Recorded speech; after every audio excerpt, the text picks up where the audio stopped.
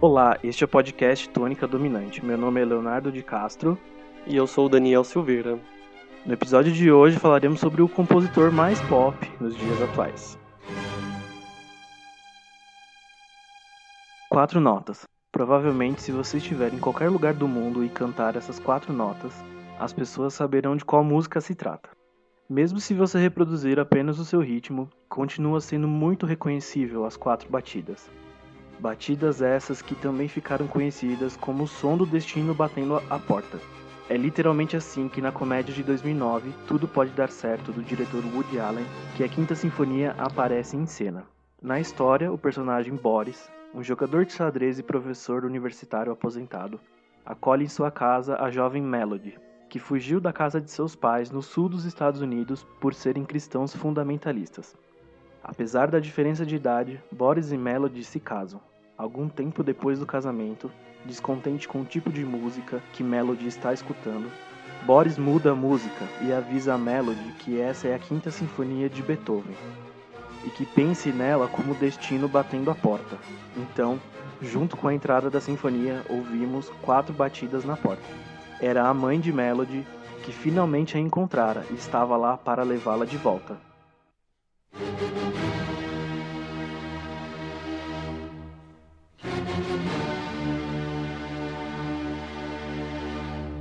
Nascido em Bonn, atual Alemanha, em 1770, era conhecido como um homem temperamental, ranzinza e mal educado.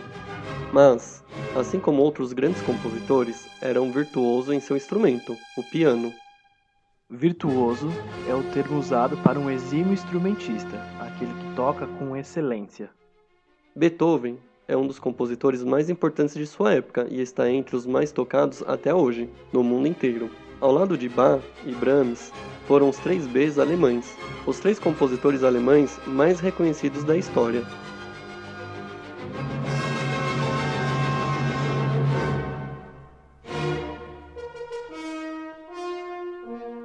Algumas pessoas dizem que Beethoven era o compositor surdo, porém, ele não nasceu surdo, e sim teve os primeiros sintomas de surdez ainda jovem em torno de seus 26 anos. Porém, não é possível precisar esse dado. Nesse período, ele começou a se isolar da sociedade, se tornando mais ranzinza e depressivo. Em 1802, Beethoven estava por recomendação médica na cidade de Heiligenstadt. Beethoven escreve uma carta destinada a seus irmãos, na qual ele demonstra profunda depressão. Aqui, um pequeno trecho da carta que ficaria conhecida como o Testamento de Heiligenstadt. Mas quanta humilhação! Quando alguém ao meu lado escuta uma flauta distante e eu não ouço nada. Ou alguém ouve um pastor cantando e de novo eu não ouço nada. Tais incidentes trouxeram-me à beira do desespero. Só mais um pouquinho e eu teria posto um fim à minha vida. Somente a arte me segurou. Parecia impossível deixar o mundo até que eu tivesse produzido tudo aquilo que me senti chamado a produzir. E assim eu suporto essa miserável existência. Beethoven vai perdendo sua audição até ficar totalmente surdo.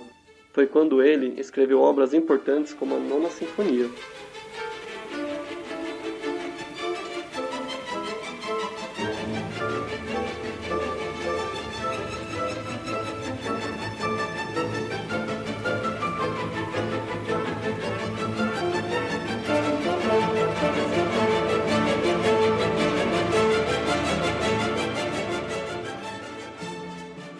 Talvez você esteja se perguntando por que tamanha importância. Léo, você pode explicar melhor pra gente? Bom, quando a gente estuda a história da música, o Beethoven está situado na transição do período conhecido como clássico para o período romântico, né, em torno do século XIX. Então, algumas obras do início do seu trabalho como compositor, como a Primeira Sinfonia, ela está mais próxima do classicismo, enquanto sua última sinfonia já está mais próxima do romantismo. O Beethoven, ele é o divisor de águas entre o classicismo e o romantismo, porque até então os compositores clássicos, eles prezavam pela clareza da música, da harmonia, do respeito à forma musical. Então, pegando como exemplo a sinfonia, que ela tem a sua forma consolidada no classicismo, né?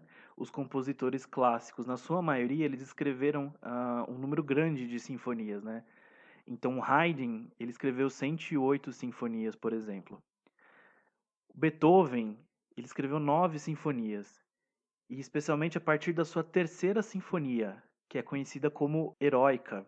A partir da Heroica, cada sinfonia dele é pensada com uma estética muito particular, como se cada obra tentasse representar um pequeno universo em si mesma. E isso, mais para frente, culminaria no romantismo com um poema sinfônico, por exemplo, que é um gênero de música instrumental para orquestra, na qual o compositor utiliza como inspiração uma fonte não musical, como um poema, um texto ou um quadro, tentando descrever ao ouvinte a obra que serviu de inspiração. Bom, e essa terceira sinfonia, a Heroica, ele fez em homenagem ao Napoleão.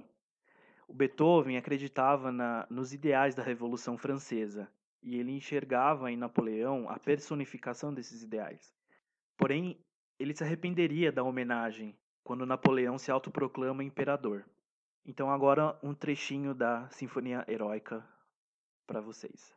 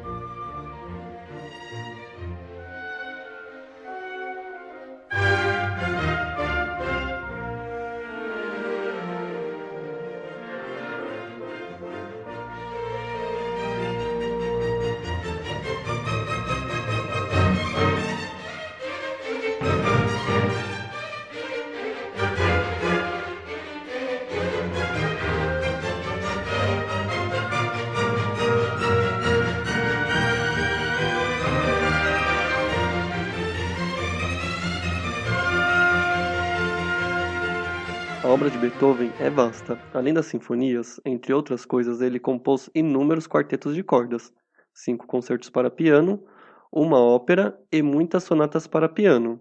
Agora, vamos ouvir a Grande Fuga para quarteto de cordas em si bemol.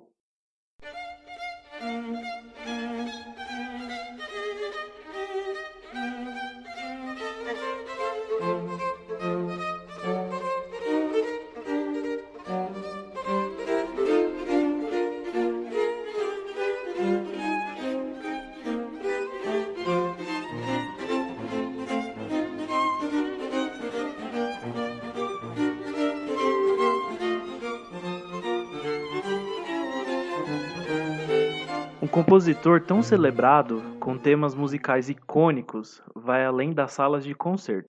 Talvez você não saiba, mas se assistiu ao filme da franquia dos X-Men, o X-Men Apocalipse de 2016, você escutou um trecho da Sétima Sinfonia de Beethoven, na cena em que o personagem Apocalipse invade a mente do Professor Xavier e mostra a ele o disparo de várias ogivas nucleares, junto com um imponente discurso. Curiosamente, esse mesmo trecho da Sétima Sinfonia é usado em outro discurso, no filme O Discurso do Rei, na cena em que o Jorge VI do Reino Unido, que é gago, precisa discursar no rádio para a nação no início da Segunda Guerra Mundial.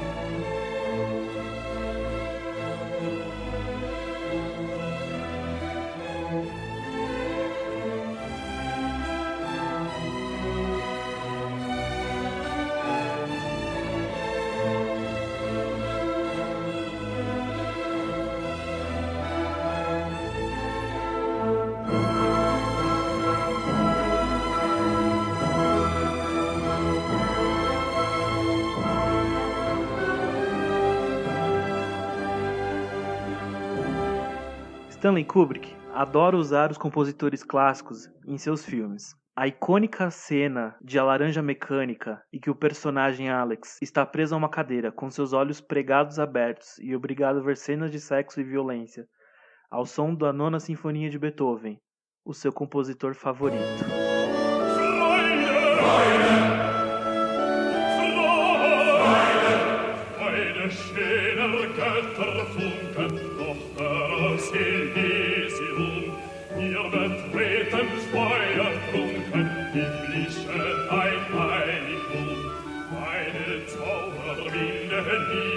Was die Mode strenge tun, einen Menschen werden rede, nur ein sanfter Flügel ein. Eine Zauberwinde liegen, was die Mode strenge tun, alle Menschen werden rede, nur ein sanfter Flügel ein. In der großen Wurf gelungen, eines Freundes Freund zu sein, wer ein Holdes seiner Runde, mische seinen Blumen ein, ja, wer auch nur eine Seele, sei nicht auf den Erdengrund, und es bliebe auf der Stille meinen. Mas além de grandes franquias do cinema e filmes clássicos de consagrados diretores, trechos da obra de Beethoven estão presentes em desenhos animados e animes. O anime de 1995, Neon Genesis Evangelion, que conta a história de Shinji Ikari, piloto de um robô gigante conhecido como Evangelion, que foi construído pela humanidade para defender a Terra de monstros gigantes conhecidos como anjos. Quando o 17º anjo invade o quartel-general, Shinji, dentro de seu Evangelion, o persegue ao som do icônico coral da Nona Sinfonia de Beethoven.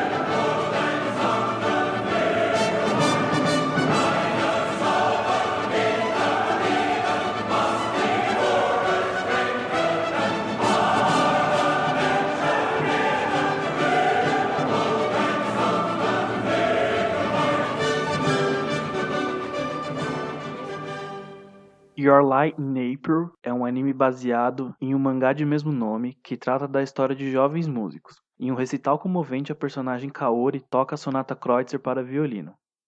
Vale ressaltar aqui o trabalho dos animadores. Às vezes, em animações, as reproduções de instrumentistas tocando nem sempre se parecem com a realidade. É impressionante como eles animaram essa cena.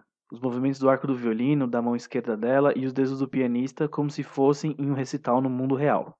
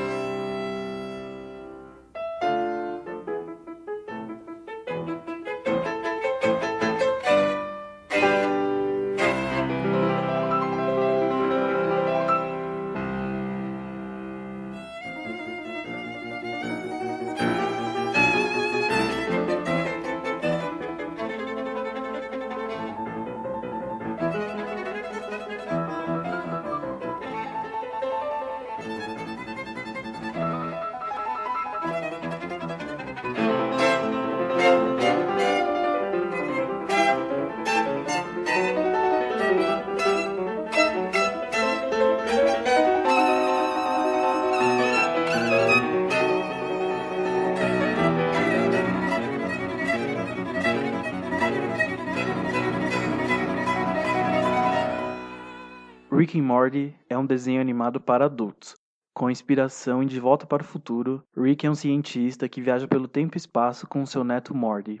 Ao final de todo episódio, há uma cena pós-créditos, e em um dos episódios mais queridos dos fãs, chamado de Pickle Rick, Rick e Morty foram presos nas cordas de um piano gigante pelo vilão chamado Concerto.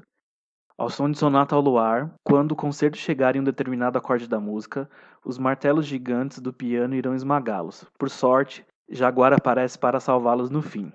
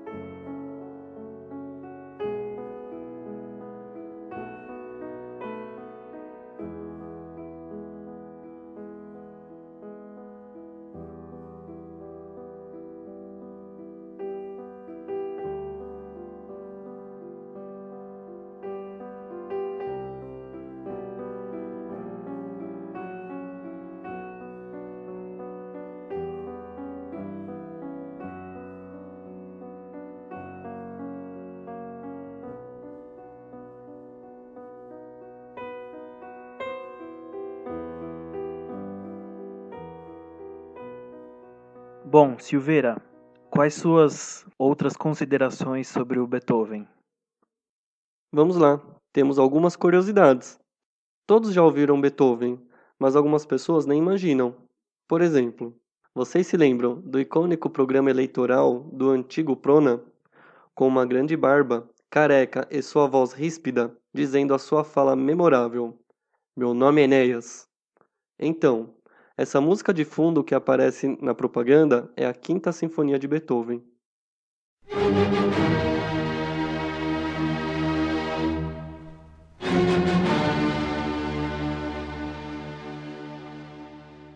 Tem também aquela recordação da infância, quando se ouvia uma música que todos já sabiam que o caminhão do gás estava chegando, chamada Bagatela em Lá menor, conhecida também como Por Elise.